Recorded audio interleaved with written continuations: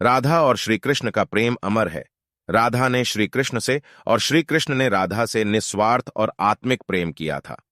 इसी प्रेम का कारण आज श्री कृष्ण के नाम के आगे राधा लगता है, राधे कृष्ण। कोई रुक्मिणी कृष्ण क्यों नहीं कहता, जबकि रुक्मिणी भी तो राधा की तरह प्रेम करती थीं। आओ जानते हैं राधा कृष्ण प्रेम की अनसुनी बातें। अन्य पौराणिक कथाओं के अनुसार राधा श्री कृष्ण से 5 वर्ष बड़ी थी। राधा ने श्री कृष्ण को पहली बार जब देखा था, जबकि उनकी मां यशोदा ने उन्हें ओखल से बांध दिया था। उन्हें देखकर राधा बेसुध सी हो गई थी और उनके प्रेम में पड़ गई थी। उन्हें लगा था कि यह किसी पूर्व जन्म का रिश्ता है। कुछ लोग कहते हैं कि वह पहली बार गोकुल अपने पिता वृषभानु जी के साथ आई थीं, तब श्री कृष्ण को पहली बार देखा था। और कुछ विद्वानों के अनुसार संकेत तीर्थ पर पहली बार दोनों की मुलाकात हुई थी।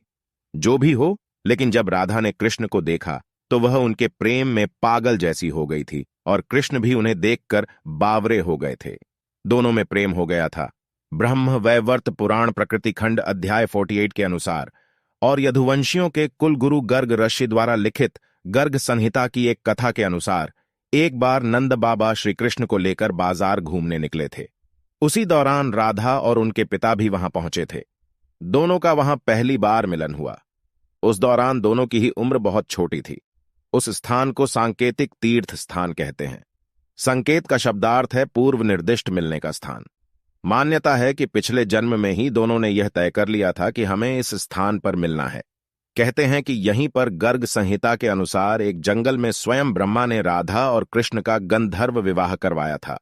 यहां हर साल राधा के जन्मदिन यानी राधाष्टमी से लेकर अनंत चतुर्दशी के दिन तक मेला लगता है। ब्रह्मवैवर्त पुराण की एक पौराणिक कथा के अनुसार श्री कृष्ण के साथ राधा गोलोक में रहती थीं। एक बार उनकी अनुपस्थिति में श्री कृष्ण अपनी दूसरी पत्नी विरजा के साथ घूम रहे थे। तभी राधा आ गईं। वे विरजा पर नाराज होकर वहां से चली गईं। श्री कृष्ण के सेवक और मित्र श्रीदामा को राधा का यह व्यवहार ठीक नहीं लगा और वे राधा को भला बुरा कहने लगे। राधा ने क्रोधित होकर श्रीदामा को अगले जन्म में शंखचूड़ नामक राक्षस बनने का श्राप दे दिया। इस पर श्रीदामा ने भी उनको पृथ्वी लोक पर मनुष्य रूप में जन्म लेकर 100 वर्ष तक कृष्ण विछोह का श्राप दे दिया।